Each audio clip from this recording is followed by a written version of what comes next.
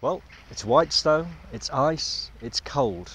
No, we're not in Milton Keynes. We're in St Moritz, in the middle of Switzerland. And we're here to drive some cars with very special tyres on.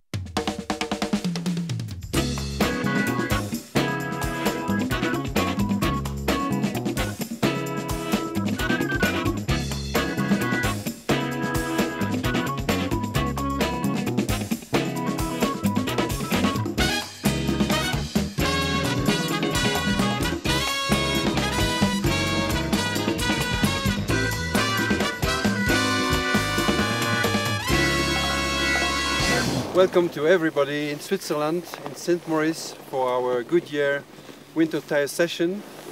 I'm enjoyed to see you this morning. The hill climbing section we have made in the Albula Pass in Switzerland is mainly to assess the potential of a tire for the traction, and also in the different corners we have on this track, on this pass, to assess the cornering force and the stability in cornering on snow. It's just a snow traction test, mainly in the straight parts of the Albula Pass, but also we assess subjectively the cornering behavior and the handling behavior in cornering. And with professional drivers going at high speed, the tyres really do go through a rigorous test. Quite a hair-raising ride as well, with the added danger of all those shear drops just feet away.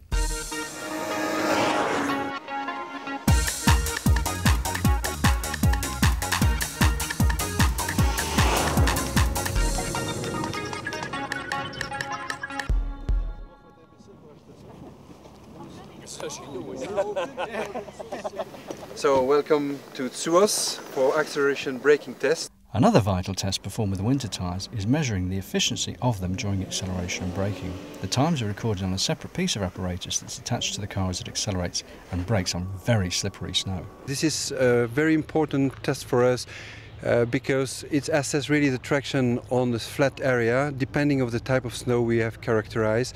It's not in slope, it's just flat, and we can test there in different conditions.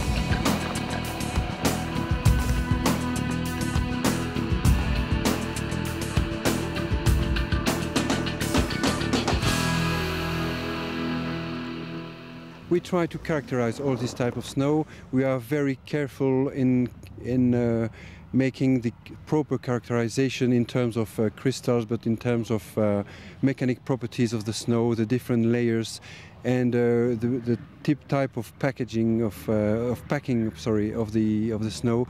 So all these parameters have to be carefully analyzed, and based on that, we try to correlate with the different performance of our tires.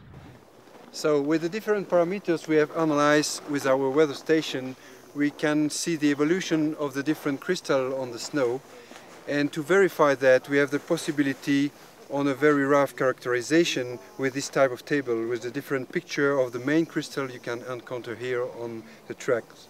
So I can take small samples and basically I can analyze that, the size of the particles, and I just have a look to the different particles of snow and crystals, and I can associate the image I see to what is listed here in the pictures.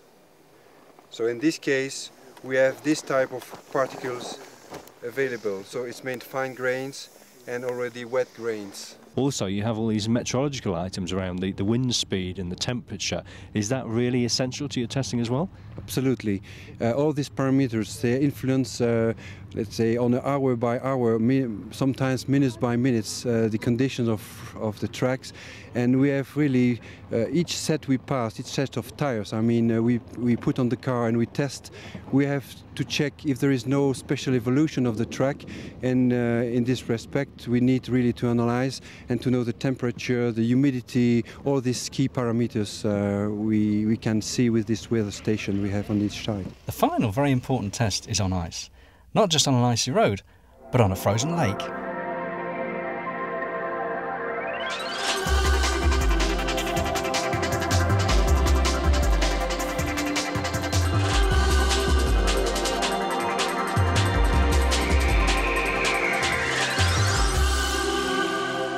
Here we have wind, we have the different type of level of humidity, and all these characteristics are changing during our test. And this is really real life. I mean, this is where the tires will have to make the performance when the customer will buy it. Now we can have some assessment of the potential of a tire on an ice rink.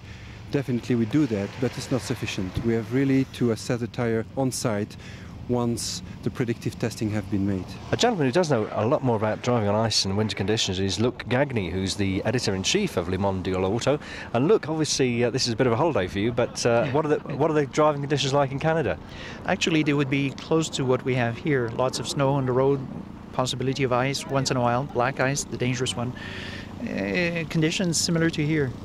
Well, obviously we've been driving a variety of cars today, so would you say that the new tyre that Goodyear got, the winter tyre, is it actually an improvement over a standard sort of tyre or not? Actually, yes, the Ultra Grip 5 is a tyre that provides a good balance of qualities for the average driver, I would say. It provides good grip in the snow, good handling overall, and not too many surprises. When you actually launch a new tyre, how long does it take for you to actually develop it and then put it actually into production and get it onto a car? Oh, it's evolved a lot. I mean, 15 years ago it was maybe 2 years or 2 years and a half. I think now it's much reduced, and it's due to the fact that we go through different tests in different places, and also because our predictive testing is much more efficient. The main thing for a driver is to get an experience, to feel the vehicle he drives, and to learn how to manipulate, to maneuver the vehicle. People in Canada sometimes go into a shopping mall parking lot when it's empty, naturally, after a snowstorm, just to feel the movement of the car, how it handles in the snow, on ice, just to be ready when that situation occurs on the highway, on the motorway.